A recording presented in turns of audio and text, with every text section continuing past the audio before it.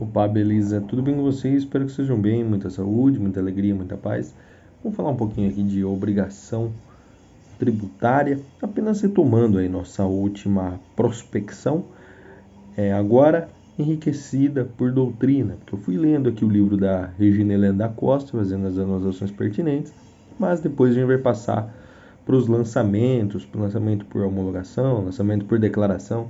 Então vamos lá. Apenas retomando lá que a gente falou de obrigação tributária consistente no artigo 113 do CTN, a Regina Helena da Costa nos traz a ideia de que obrigação tributária é um gênero que comporta duas espécies de obrigação tributária, a saber, a principal e a acessória, sendo que a obrigação principal surge com a consumação do fato gerador, definido lá pelo artigo 114 do CTN, e o objeto dessa obrigação principal é o pagamento, pura e simplesmente o pagamento. Enquanto que a obrigação acessória, o objeto é uma prestação positiva ou negativa do indicado pela lei. Então, o fato gerador da obrigação principal é um e o fato gerador da obrigação acessória é outro. Por quê? O fato gerador de obrigação acessória consiste na imposição da prática ou da abstenção de ato que não seja a obrigação principal. Então, nós temos uma ordem oriunda da lei para que nós pratiquemos algum ato ou deixemos de praticar algum ato. Não fazemos isso. Está consolidada a obrigação acessória e, portanto, inadimplida essa obrigação acessória, ela se converte em ação principal. Parágrafo 3º do artigo 113 do CTN. Aqui a Regina Helena da Costa fala de condutas comissivas ou omissivas exigíveis dos contribuintes para assegurar o cumprimento da obrigação principal, quando das obrigações acessórias, denotando que a obrigação acessória possui uma existência autônoma, como a gente pode exemplificar. Nas hipóteses em que a Constituição Federal ou o CTN outorga imunidades ou isenções aos contribuintes, não necessariamente a imunidade ou isenção do tributo obsta à necessidade de que esse contribuinte faça o adimplemento da obrigação acessória. Então, obrigação principal, pagar tributo. E obrigação acessória, uma prestação positiva ou negativa de fazer, tem existências distintas, tem existências autônomas, sendo que eu posso ser sim isento ou imune a algum tributo, mas isso não implica a imunidade ou isenção de ter que prestar aquilo que a lei manda ou me abster de fazer aquilo que a lei manda também. O que eu quero dizer? As duas têm existências autônomas. Não é porque eu sou imune a algum tributo que eu posso deixar de declará-lo. Eu sou imune ou isento de imposto de renda.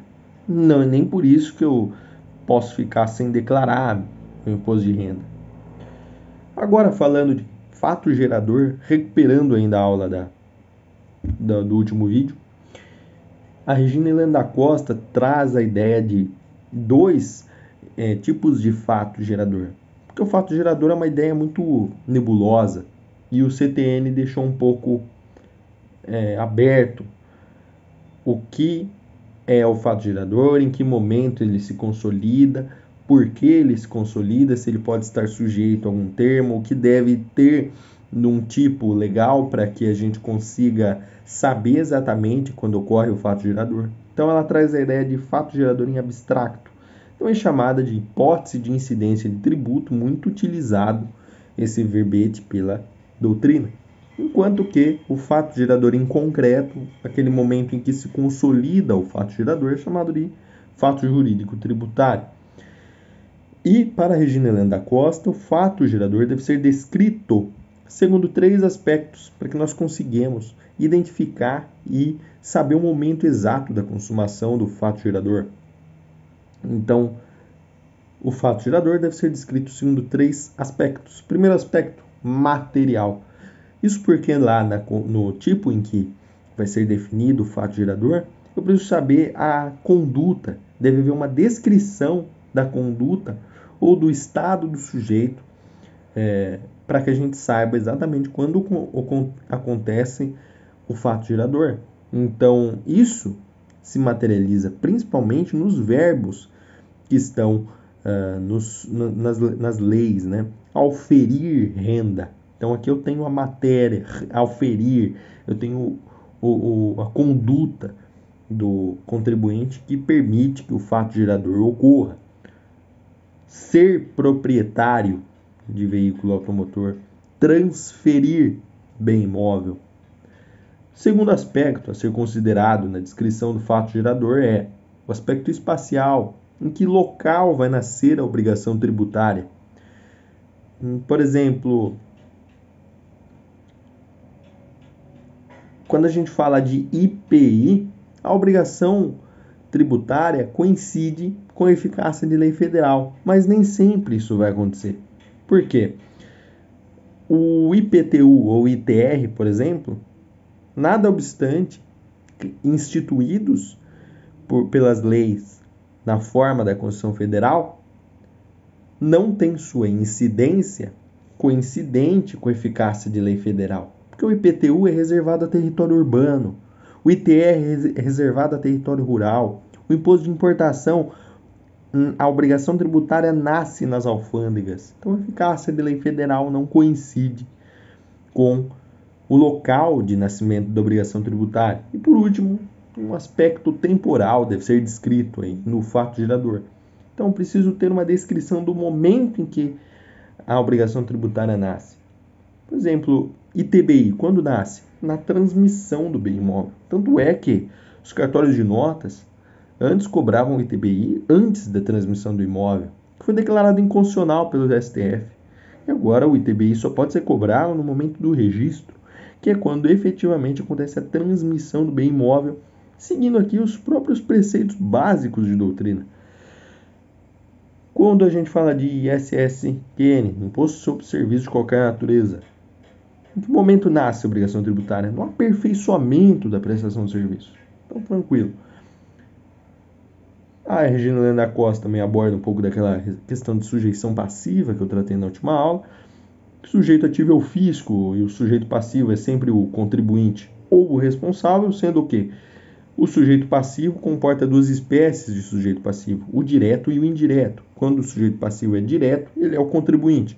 Quando ele é o indireto, ele é o responsável por ser alheio ao fato jurídico, mas a lei o elegeu como responsável pelo adimplemento do tributo. Depois falamos um pouco de sujeição passiva e indireta, solidariedade, já falamos na última aula, né? E agora nós vamos falar sobre a exigibilidade do tributo. A gente tem lá pelo artigo 114 do CTN que o fato gerador, uma vez ocorrido, dá origem à obrigação tributária. Mas quando essa obrigação tributária vai ser cobrada? Quando ela vai ser exigida? Quando ela vai ser exigível? A obrigação tributária vai ser exigível no momento do lançamento, que é o ato administrativo pelo qual se constitui o crédito tributário. Temos 3 lançamentos hoje no Brasil possíveis. O lançamento de ofício, em que não há nenhuma contribuição do contribuinte, nenhuma participação do contribuinte no apuração do tributo, como por exemplo o IPTU, IPVA, o Estado vai lá, cobra, ele apura, ele calcula quanto é, ele cobra. Existe o lançamento por declaração, existe em abstrato, porque em matéria prática ele não ocorre no Brasil, mas é um lançamento pelo qual o contribuinte envia uma declaração para o fisco, que calcula o valor do tributo. E, portanto, nós temos 2 obrigações. O contribuinte mandando declaração, o fisco faz o cálculo e fala quanto que tem que pagar. E existe o lançamento por homologação, ou também chamado de autolançamento, que é aquele lançamento no qual o contribuinte faz tudo. Ele calcula, ele apura, ele vê quanto que ficou, ele imprime a guia, ele paga, ele manda para Receita Federal, para Receita Estadual, qual que é o valor. E depois isso fica pendente de homologação do fisco. Quando a gente preenche uma declaração de ITCMD, sai uma certidão de homologação lá, só que não é válida, só para você apresentar no registro de imóveis, para você levar lá para o Poder Judiciário, mostrar. Porque a homologação de fato só acontece na prescrição da pretensão executória do fisco, que ocorre em 5 anos. Passou 5 anos, não foi cobrado tributo, foi homologado. Falamos de convenções particulares que não podem ser oponíveis diante de outorgas da lei, diante dos termos legais, em que eu tenho um imóvel alugado e nesse contrato eu faço constar, esse é o exemplo top, tem um imóvel alugado e nesse contrato de locação eu escrevo lá que o inquilino será responsável pelo pagamento dos tributos de IPTU. O inquilino deixa de pagar, vem o fisco atrás de mim. Eu não posso opor o meu contrato ao fisco mandando ele cobrar o inquilino. Por quê? A lei é quem diz quem é eleito para pagar o tributo, não a minha convenção particular. Eu, com meu contrato de locação, no máximo, vou ter direito a uma ação de regresso em face desse contribuinte, do inquilino. E por último, falamos de sujeição passiva, que fechou a nossa aula. Então aqui foi uma breve elucidação à luz da doutrina, para que nós consigamos aqui enriquecer a última aula. A última aula, nem sei se é aula, né? Mas enriquecer o nosso último vídeo. E, de todo modo, eu espero que eu tenha ajudado.